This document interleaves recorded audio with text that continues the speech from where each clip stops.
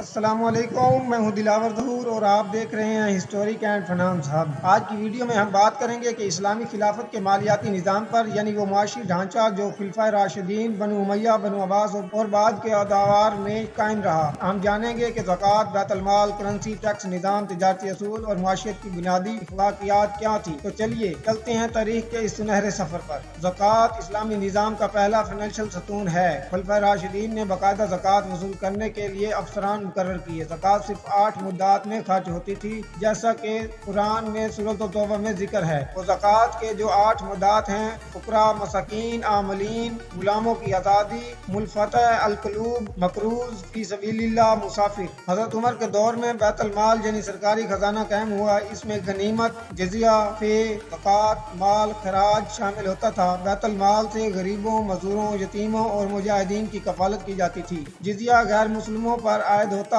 جو امن کے بدلے ایک معمولی سالانہ ٹیکس تھا۔ خراج زمین کا ٹیکس تھا جو زمین کی پیداوار پر لیا جاتا۔ حضرت عمر نے سکے پر عبارت درج کروائی: الحمدللہ۔ دینار سونا اور درہم چاندی کی بنیادی کرنسیاں تھیں۔ بنو امیہ کے دور میں اداروں کو باضابطہ شکل دی گئی۔ عبد المالک بن مروان کے دور میں عربی زبان کو سرکاری بنایا گیا اور عربی درہم جاری ہوئے۔ بنو امیہ اور بنو عباس کے دور میں اسلامی سلطنت یورپ، ایشیا، افریقہ تک پھیل گئی۔ تجارت، بحری رستے اور بازاروں کو حکومتی سرپرستی حاصل ہوئی۔ زکوٰۃ، خراج، جزیہ، عشور اور گمر کی محصولات کا منظم ریکارڈ رکھا جاتا تھا۔ خلافت نے بین الاقوامی سطح پر سونے اور چاندی کے معیاری سکے رائج کیے۔ اسلامی سکہ یورپ میں بھی قبولیت حاصل کر گیا۔ دولت کا ارتکاز ممنوع گردش میں رکھنا فرض تھا کہ مال صرف مالداروں میں ہی نہ گھومے۔ ریاست کا فرض تھا کہ ہر شہری کی بنیادی ضروریات پوری کرے۔ حضرت عمر کے دور میں مزدور کو ریاستی وظیفہ دیا جاتا تھا۔ قرآن میں سود کو سختی سے منع کیا گیا۔ اسلامی بینکاری اور سرمایہ کاری کا نظام سود سے پاک تھا۔ بیت المال کا حساب عوام کے سامنے پیش کیا جاتا تھا۔ خلیفہ خود احتساب کے لیے تیار ہوتا، جیسے